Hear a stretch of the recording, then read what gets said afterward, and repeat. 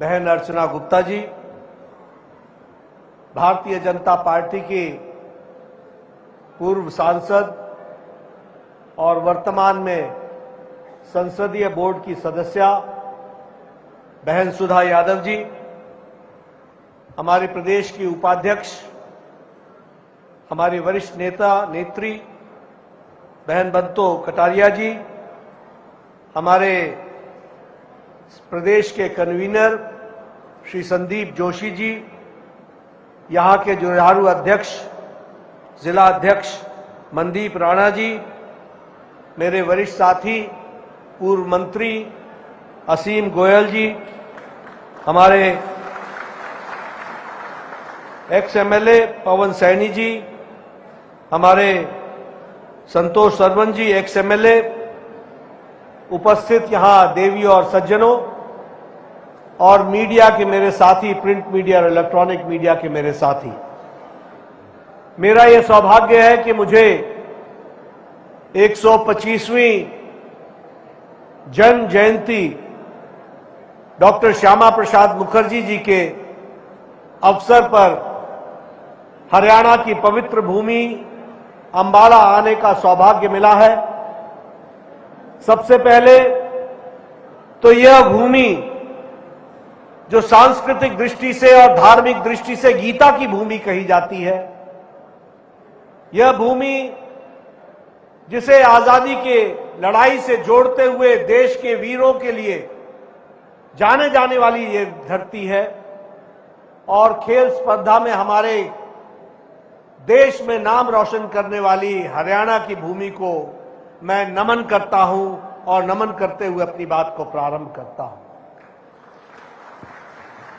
मित्रों, हम सब लोग यहां जो एकत्र आए हैं वो डॉक्टर श्यामा प्रसाद मुखर्जी जी के जन्म जयंती के अवसर पर उनके जीवन गाथा और उस जीवन गाथा से मिलने वाली प्रेरणा, इसको गहराई से आज चर्चा करते हुए फिर से हम सब पुनः उनसे प्रेरणा लेकर अपने जीवन को समर्पित करें, इस उद्देश्य को लेकर के हम सब लोग चले हैं। और आज जब मैं यहां आया हूं तो मैं यह भी कहूंगा कि श्यामा प्रसाद मुखर्जी का कर्तृत्व सिर्फ इतिहास नहीं है। श्यामा प्रसाद मुखर्जी जी का कर्तृत्व एक जीवन की दृष्टि है और वह दृष्टि एक भारत श्रेष्ठ भारत है। इसके लिए उन्होंने अपना जीवन समर्पित किया। हम जिस पार्टी के सदस्य हैं उसके वे संस्थापक अध्यक्ष रहे। उन्होंने इसकी स्थापना की और हम सब लोग जानते हैं कि 21 अक्टूबर 1991 को उन्होंने इस विचारधारा की भारतीय जनसंघ की स्थापना की। आज हमें खुशी है कि जिस पौधे की जड़ों को जिन्होंने उसको सींचा, बढ़ाया, आज आदरणीय प्रधानमंत्री मोदी जी के नेतृत्व में यह दुनिया की सबसे बड़ी पार्टी बनकर के उभरी है, यह भी हमको याद रखना चाहिए। और इतना ही नहीं, अगर हम कहें तो भारतीय जनता पार्टी एनडीए आज 78% की जनसंख्या पर आज देश में राज कर रही है, यह भारतीय जनता पार्टी है। और लगभग हम 72% के भूभाग पर एनडीए और भारतीय जनता पार्टी का कमल खिला है, इस बात को भी हमको ध्यान में रखना चाहिए। जब मैंने कहा कि श्यामा प्रसाद मुखर्जी एक विचार थे, तो वह सांस्कृतिक विरासत के साथ आत्मनिर्भर भारत और जिस तरीके से भारत की एकता और अखंडता के लिए समर्पित विचार को लेकर के चलने वाले डॉक्टर श्यामा प्रसाद मुखर्जी थे। हम सब लोगों को गौरव होना चाहिए कि जिस पार्टी के हम सदस्य हैं, जिस पार्टी के हम कार्यकर्ता हैं, उसके प्रथम अध्यक्ष, फाउंडिंग फादर जिन्होंने ये पार्टी बनाई, उनके खुद के परिवार और उनका खुद का कर्तृत्व कितना बड़ा था, जिनके संस्कार आज हमारे पार्टी में रचे बसे हैं, इसको भी हमको ध्यान में रखना चाहिए।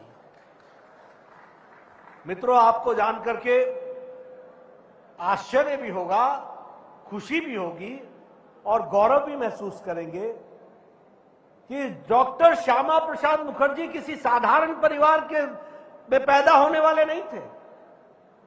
डॉक्टर श्यामा प्रसाद मुखर्जी डॉक्टर आशुतोष मुखर्जी के सुपुत्र थे। और डॉक्टर आशुतोष मुखर्जी कौन थे? डॉक्टर आशुतोष मुखर्जी वो थे जिन्होंने एक ही जीवन में वो एक्टिंग चीफ जस्टिस भी रहे और वो कलकत्ता विश्वविद्यालय के वाइस चांसलर भी रहे। और ब्रिटिशर्स के सामने उन्होंने वाइस चांसलर के रूप में यह कहा कि अंग्रेज प्रोफेसर और भारतीय प्रोफेसर में सैलरी और सुविधा में कोई अंतर नहीं रहेगा। यह भारतीयता की बीज उन्होंने उस समय बोई थी। ये डॉक्टर आशुतोष मुखर्जी थे जिन्होंने वाइस चांसलर रहते हुए ये कहा कि भारतीय भाषाओं को कलकत्ता विश्वविद्यालय में प्रेरित करना चाहिए, उसको आगे बढ़ाना चाहिए। और देखिए, आप देखिए कि जो बाप कलकत्ता विश्वविद्यालय का कुलपति रहा हो अंग्रेजों के जमाने में, उसी यूनिवर्सिटी का उनका सुपुत्र भारतीयता से ओतप्रोत, भारतीय संस्कृति से ओतप्रोत उनके सुपुत्र श्यामा प्रसाद मुखर्जी 33 वर्ष की उम्र में उसी यूनिवर्सिटी के फिर से वाइस चांसलर बने, सबसे यंगेस्ट वाइस चांसलर बने। और 1934 में उन्होंने रविंद्रनाथ टैगोर को दीक्षांत समारोह में पहली बार किसी भारतीय को निमंत्रित किया दीक्षांत समारोह में भाषण देने के लिए। और रविंद्रनाथ टैगोर जी ने पहली बार कलकत्ता विश्वविद्यालय में किसी ने दीक्षांत समारोह में भाषण दिया, वो बंगाली में भाषण दिया, अपनी मातृभाषा में भाषण दिया। ये परिवर्तन ला करके खड़ा किया। इतना ही नहीं, डॉक्टर श्यामा प्रसाद मुखर्जी 3 बार विधानसभा के सदस्य रहे, वेस्ट बंगाल के फाइनेंस मिनिस्टर रहे। और वहां भी उन्होंने एक बात श्यामा प्रसाद मुखर्जी जी के बारे में हमको हमेशा ध्यान रखनी चाहिए कि श्यामा प्रसाद मुखर्जी ने पद को कभी भी महत्व नहीं दिया, विचार को महत्व दिया। और जब जब बारी आई विचार के लिए पद को त्यागा और विचार के साथ खड़े हुए, ये डॉक्टर श्यामा प्रसाद मुखर्जी। मैं यहां आपको यह भी बताना चाहता हूं कि यह हुसैन सुहारवादी की सरकार थी जिसने पश्चिम बंगाल में जिसमें पश्चिम और पूर्व बंगाल आता था, उसके बारे में योजना बना ली थी कि विभाजन में यह पाकिस्तान के साथ जाएगा। और उस समय श्यामा प्रसाद मुखर्जी जी ने जन आंदोलन चलाया और जन आंदोलन चलाने के बाद उन्होंने कहा कि यह हम कभी नहीं होने देंगे। और आज जो पश्चिम बंगाल है, यह बंगाल श्यामा प्रसाद मुखर्जी जी की देन है, इसको भी हमको याद रखना चाहिए। नहीं तो कांग्रेस ने यह मान लिया था कि पूरा का पूरा पाकिस्तान, जो ईस्ट पाकिस्तान था, सारा बंगाल उसमें चला जाएगा। लेकिन मैं सिर्फ आपको उनके शब्द अंग्रेजी में जो उन्होंने बोले वो आपके सामने मैं कोट करता हूं। When the preparations are being made to make 45% of Hindus of Bengal slaves of Muslim League, then it is our duty to demand a land for ourselves where we can live with self-respect. I want to ask, to the Congress and particularly to Nehru, did you not accept the division of Bombay and Sindh in place of to please Muslim League? क्या आपने मुस्लिम league को तुष्टि करने में, उनको खुश करने में आपने मुंबई का और आपने सिंध का विभाजन नहीं किया? और आज अगर हम बंगाल की बात कर रहे हैं तो कोई गलत नहीं कर रहे हैं। और आज का बंगाल जो है पश्चिम बंगाल, इसको पश्चिम बंगाल इसलिए कहा जाता है क्योंकि श्यामा प्रसाद मुखर्जी ने कहा कि west part of the Bengal, जहां ज्यादातर हिंदू हैं, ये भारत में रहना चाहिए और इस कारण से पश्चिम बंगाल बना। आज जो बंगाल है वो उनकी देन है। और खुशी की बात यह है कि 125वीं जन्म जयंती में उस पश्चिम बंगाल में मोदी जी के नेतृत्व में कमल खिला है, कमल खिला है, कमल खिला है। इसको भी याद करें। शायद इससे ज्यादा 125वीं जन्म जयंती पर कोई और अच्छी भेंट नहीं हो सकती थी जो पश्चिम बंगाल की जनता ने आज भारतीय जनता पार्टी की सरकार वहां बना करके दी है। आपके सामने अभी अर्चना जी ने आपके सामने बताया कि उनकी औद्योगिक नीति थी। वो कुशल प्रशासक थे।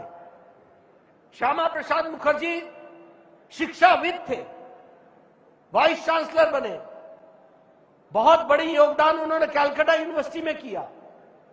वो एमएलए बने, मिनिस्टर बने, विचारों के लिए छोड़ दिया। लेकिन जब नेहरू जी ने उनको 1947 में कैबिनेट में बुलाया और कैबिनेट का मंत्री बनाया, तो जैसा कि अभी अर्चना जी ने बताया, 1 साल के अंदर वो औद्योगिक नीति लेकर के आए और उन्होंने आत्मनिर्भर भारत, जिसके लिए आज मोदी जी दिन रात काम कर रहे हैं, उस आत्मनिर्भर भारत की नींव श्यामा प्रसाद मुखर्जी जी ने 1948 में रख दी थी। और देखिए 2 साल के अंदर 1950 में उन्होंने इस्तीफा भी दे दिया। 2 साल के अंदर, 3 साल के अंदर Chittaranjan locomotive, Hindustan aeronautics limited Bangalore, Sindri fertiliser, Damodar valley corporation, Hirakud dam और स्टील प्लांट भिलाई, ये सब की नींव श्यामा प्रसाद मुखर्जी ने आजादी के 3 साल के अंदर रख दी थी। ये उनकी सोच थी और ये कुशल प्रशासक थे। ये भी हमको ध्यान में रखना चाहिए। 1950-51 में जब लियाकत अली और जवाहरलाल नेहरू का पैक्ट हुआ तो श्यामा प्रसाद मुखर्जी जी ने कहा तुम गलत कर रहे हो, और यह भी कहा पार्लियामेंट में उनको, this is not democracy, this is dictatorship. तुम गलत कर रहे हो, यह हम नहीं होने देंगे। और आपको मालूम है कि उस समय नेहरू लियाकत का पैक्ट हुआ था। उस पैक्ट के अनुसार यह तय हुआ था कि हमारे हिंदू भाई जो उस समय ईस्ट पाकिस्तान में थे, उनको इज्जत से जीने का अधिकार मिलेगा। लेकिन इस पैक्ट की धज्जियां ईस्ट पाकिस्तान में लियाकत अली के टाइम पर उड़ गई और नेहरू जी से नाराज होकर के श्यामा प्रसाद मुखर्जी जी ने इस्तीफा दिया। और जिस धारा 370 के लिए लड़ाई लड़ रही जा रही थी और जवाहरलाल नेहरू धारा 370 देना चाहते थे, उसके विरोध में भी श्यामा प्रसाद मुखर्जी जी ने कहा यह तुम्हारी तुष्टीकरण की नीति है, इससे देश मजबूत नहीं होगा, मैं तुम्हारे कैबिनेट से इस्तीफा देता हूं। और तब उन्होंने इस्तीफा दिया था। यह हमको याद रखना चाहिए। और मित्रों, उन्होंने यह भी कहा कि कांग्रेस पार्टी के खिलाफ एक सशक्त विपक्ष चाहिए और इसलिए उन्होंने भारतीय जनसंघ की स्थापना की। 1952 में 1952 में हम 3 एमपी जीत करके आए। 3 एमपी वो खुद कलकत्ता से जीत करके आए, सिर्फ 3 एमपी। लेकिन उन्होंने 33 एमपी का एक एनडीए नेशनल डेमोक्रेटिक पार्टी बनाई और जो 33 विपक्ष के एमपी थे उनको साथ जोड़ करके उन्होंने इस काम को शुरू किया। हम सब जानते हैं अभी सैनी जी ने आपको बताया, हमारे मुख्यमंत्री जी ने, कि एक देश में दो विधान, दो प्रधान, दो निशान नहीं चलेंगे। ये उन्होंने कॉल दी। और उन्होंने कहा, जम्मू कश्मीर में जाकर 1950 में कहा कि जम्मू वालों, तुमको मैं विश्वास दिलाता हूं कि तुमको एक संविधान दूंगा, और अगर नहीं दूंगा तो अपना बलिदान दूंगा। यह श्यामा प्रसाद मुखर्जी जी ने कहा। हम सब जानते हैं कि उन्होंने, यह हम सबको मालूम है कि किस तरीके से श्यामा प्रसाद मुखर्जी जी ने इस बात के लिए अपनी यात्रा शुरू की। आज हम अंबाला में बैठे हैं। हम सबको याद रखना चाहिए कि वो अंबाला में ही उतरे थे और यहीं से उन्होंने अपनी यात्रा शुरू की थी। उन्होंने सोनीपत, पानीपत, करनाल, नीलोखेड़ी, शाहबाद, सब जगह भाषण देते हुए वो जम्मू कश्मीर की तरफ उन्होंने प्रस्थान किया था, और वो यात्रा उनकी अंतिम यात्रा बनी। यह भी हम सबको मालूम है। और हम सब जानते हैं कि 1951 से लेकर 1953 के बाद हम ये नारा लगाते रहे, जब श्यामा प्रसाद मुखर्जी जी का बलिदान हुआ तो हम कहते थे, जहां बलिदान हुए मुखर्जी, वो कश्मीर हमारा है, और वह कश्मीर सारे का सारा है। 4 पुश्तें बीत गई, 4 पुश्तें हम नारा लगाते रहे, एक देश में दो निशान, दो प्रधान और दो संविधान नहीं चलेगा। ये 5 अगस्त 2019 को आदरणीय मोदी जी की इच्छा शक्ति ने इस धारा 370 को धाराशाही कर दिया और देश में उसको लागू कर दिया। यह भी हम सबके ध्यान में है। और तब से जम्मू कश्मीर में एक निशान, एक विधान, एक संविधान लागू हो गया, और एक प्रधान यह भी लागू हो गया। यह भी हम सबके ध्यान में है।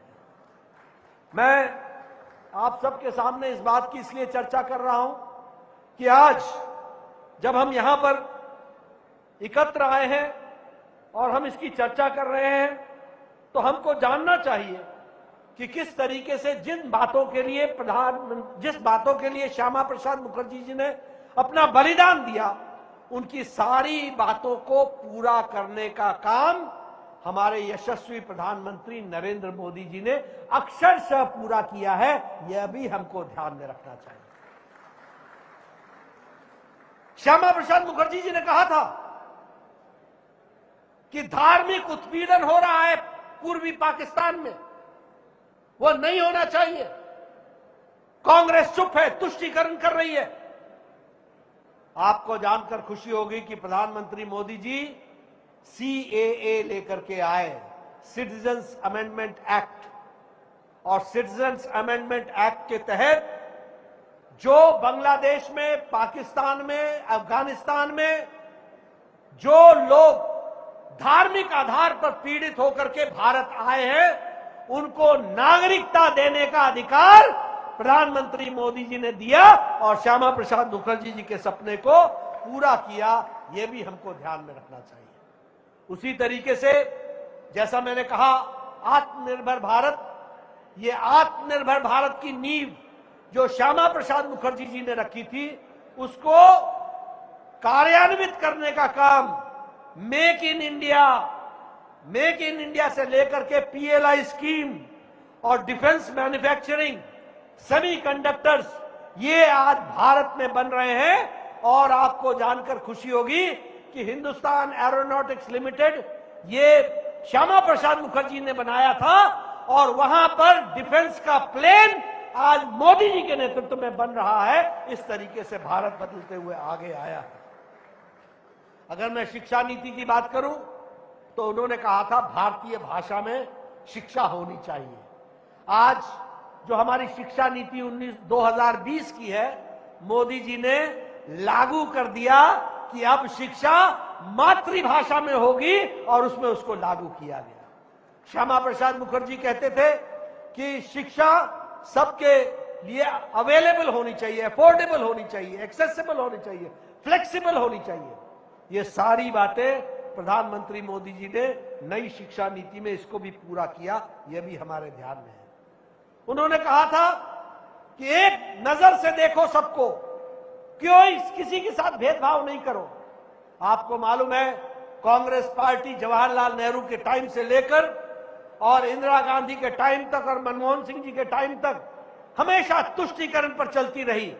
लेकिन आपको पता होगा कि जो गलतियां वक्फ बोर्ड में हो रहा था, उस वक्फ बोर्ड को भी नियम बदल करके उसको भी कानून को सबके लिए बराबर करने का काम मोदी जी ने किया। यह भी हमको ध्यान में रखना चाहिए।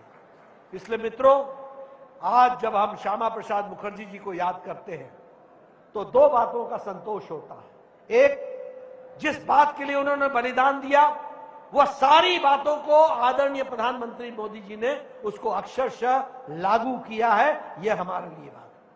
और दूसरी बात कि उनसे जो हमको प्रेरणा मिली है, एक भारत श्रेष्ठ भारत, आज भारतीय जनता पार्टी दुनिया की सबसे बड़ी पार्टी का एक एक कार्यकर्ता एक भारत श्रेष्ठ भारत के लिए अपना सर्वस्व लगा रहा है और विकसित भारत की ओर आगे बढ़ रहा है। यह संकल्प को हम पूरा कर रहे हैं, यह हमने देखने में आया। अगर मैं हरियाणा की बात करूं तो आपने देखा होगा पिछले 12 साल में, बताओ हरियाणा ने विकास में एक लंबी छलांग लगाई है कि नहीं लगाई है? जरा जोर से बोलो, लगाई है कि नहीं लगाई है? आज विकसित भारत में और बढ़ने में विकसित हिमाचल, विकसित हरियाणा तीव्र गति से आगे बढ़ रहा है। लगभग 1300 किलोमीटर की नेशनल हाईवे 12 सालों के अंदर हरियाणा के अंदर बनी है, ये आपको ध्यान रखना चाहिए। उसी तरीके से अगर हम देखें तो 800 मेगावाट का Deenbandhu Chhotu Ram thermal power station जो यमुनानगर में 8,469 करोड़ रुपए की लागत से बना है, उसको भी प्रधानमंत्री जी ने हरियाणा की धरती को डेडिकेट किया है, यह भी हमको ध्यान में रखना चाहिए। उसी तरीके से रेवाड़ी बाईपास लगभग 1070 करोड़ रुपए की लागत से उसको भी बना करके उसको भी आपको समर्पित किया है।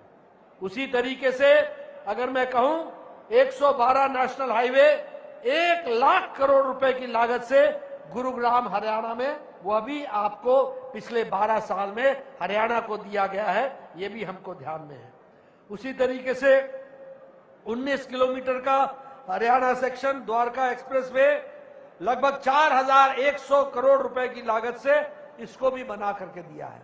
यानी रोडवेज, रेलवेज, हर एक दृष्टि से इंफ्रास्ट्रक्चर में बहुत तीव्र गति से हरियाणा ने विकास किया है और उस विकास में आदरणीय प्रधानमंत्री मोदी जी ने बहुत बड़ा योगदान किया है, इसको हमको ध्यान में रखना पड़ेगा। आज दुनिया की सबसे बड़ी मारुति की, सुजुकी की फैक्ट्री वह भी हरियाणा की धरती पर खरखोदा में लग रही है 35,000 करोड़ रुपए की लागत से, और लगभग साल में 10 लाख गाड़ियां बनेंगी, यह हरियाणा के अंदर हो रहा है, इसको भी हमको याद रखना चाहिए। सड़कों का जाल बिछा है, जैसे मैंने बार बार कहा। अगर मैं कहूं कि तीसरा और चौथा रेल लाइन प्रोजेक्ट, यह भी दिल्ली अंबाला, इसको भी बनाने के लिए लगभग 5,938 करोड़ रुपए सैंक्शन हुए हैं। इस तरीके से हमारे काम को, हरियाणा को आदरणीय प्रधानमंत्री मोदी जी ने आत्मनिर्भर हरियाणा को आत्मनिर्भर भारत के लिए जो काम करने थे उसको बहुत तीव्र गति से किया है, ये हम सब लोगों ने देखा है। मैं यहां ये भी कहना चाहूंगा कि नायब सिंह सैनी जी के नेतृत्व में भी हरियाणा ने ये नॉन स्टॉप हरियाणा तीव्र गति से आगे बढ़ रहा है, इसको भी हमको ध्यान में रखना चाहिए। आज हरियाणा वह प्रदेश है जहां हर खाद्य पदार्थ पर, हर प्रोडक्ट पर एमएसपी हर प्रोडक्ट पर दी गई है। यह हरियाणा प्रदेश अकेला प्रदेश है, यह भी हमको ध्यान में रखना चाहिए कि वो एमएसपी जो है वो प्रोक्योर करने के लिए सभी क्रॉप्स पर वह एमएसपी देने के लिए आगे बढ़ी है। हम सबको याद है, यहां बैठे हमारे पुराने साथी सब लोग हैं, सब लोग पुराने साथी लोग जानते हैं। यहाँ पर आपने वो इनेलो का भी आपने राज देखा, आपने कांग्रेस का भी राज देखा, आपने वो भी राज देखा जब भर्तियों के घोटाले में नेता वर्षों जेल जाया करते थे। लेकिन जब से हमारी सरकार आई है, पहले मनोहर लाल जी की और अब नायब सिंह सैनी जी की, न खर्ची न पर्ची, और उसके बावजूद लगभग 35,000 लोगों को सी ग्रेड में नौकरियां दी गई हैं और उस तरीके से आगे बढ़ाने का काम हुआ है। दीनदयाल लाडो लक्ष्मी योजना में 2100 रुपए जो हर एक एलिजिबल विमेन को दिया जा रहा है, उसको आगे बढ़ाया जा रहा है। एलपीजी गैस सिलेक्शन हर घर हर गृहिणी की योजना के तहत उसको भी दिया जा रहा है। और बतौर स्वास्थ्य मंत्री मुझे खुशी है ये बताते हुए कि छोटा सा प्रदेश हरियाणा, इसको भी मोदी जी ने एक all India institute of medical sciences Rewari में 1100 करोड़ रुपए की लागत से वह भी बन रहा है और बहुत जल्दी बनेगा। और सबसे बड़ी बात कि देश का सबसे बड़ा कैंसर सेंटर एम्स का झज्जर में बना है, जहां उस पर इलाज चल रहा है। इस तरीके से विकास का काम, 7 नए मेडिकल कॉलेज दिए गए हैं, सुपर स्पेशलिटी ब्लॉक दिया गया है। मैं अंबाला में खड़ा हूं, अंबाला को कैंसर केयर हॉस्पिटल दिया गया, कैंसर का अलग से अस्पताल दिया गया है। इसलिए विकास की एक नई गंगा बही है, हर दृष्टि से हम इसको आगे बढ़ा रहे हैं।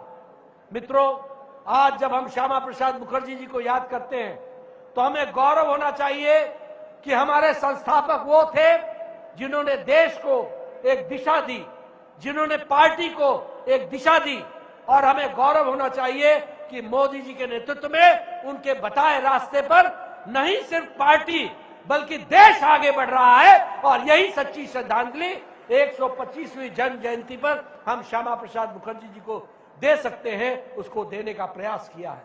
आज का दिन इस बात को संकल्प लेने का है कि जो काम मुखर्जी जी ने हम देशवासियों से आशा रखी थी, जिसके लिए उन्होंने बलिदान दिया, उसको हम समर्पित भाव से अपने आप में संकल्प लें और तीव्र गति से मोदी जी के आह्वान पर भारत को आत्मनिर्भर भारत और विकसित भारत बनाने में कोई कसर ना छोड़े, अपना एक एक पल, एक एक दिन, एक एक घड़ी लगा दे।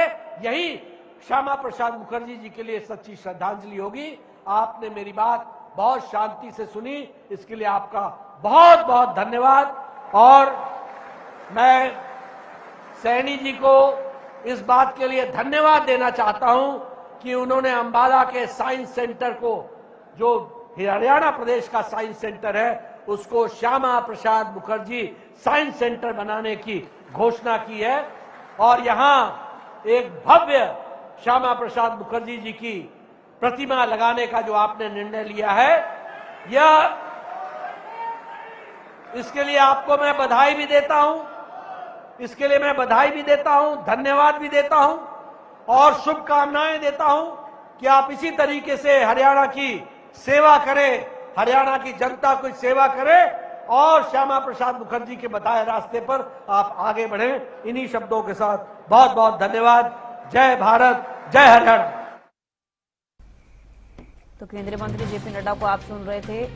अंबाला पहुंचे हैं डॉक्टर श्यामा प्रसाद मुखर्जी को लेकर जो कार्यक्रम रखा गया है, मुख्यमंत्री नायब सिंह सैनी ने वहां शिरकत की, उन्होंने संबोधन किया। इसके साथ साथ बीजेपी आज 78% की जनसंख्या लेकर आगे बढ़ने की जरूरत है, जेपी नड्डा कहते हुए नजर आए। डॉक्टर श्यामा प्रसाद मुखर्जी ने जनसंघ की स्थापना की। बीजेपी आज 78% की जनसंख्या पर आज देश में राज कर रही है। आज 72% में एनडीए बीजेपी का कमल खिला। डॉक्टर श्यामा प्रसाद मुखर्जी एक विचारक थे, एक विचार थे।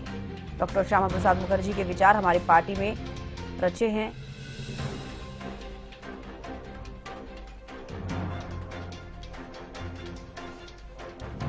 तो डॉक्टर श्यामा प्रसाद मुखर्जी से प्रेरणा लेकर आगे बढ़ने की जरूरत है, जेपी नड्डा कहते हुए नजर आए। डॉक्टर श्यामा प्रसाद मुखर्जी ने जनसंघ की स्थापना की है। बीजेपी आज 78% की जनसंख्या पर आज देश में राज कर रही है। आज 72% में एनडीए बीजेपी का कमल खिला है। डॉक्टर श्यामा प्रसाद मुखर्जी एक विचार थे।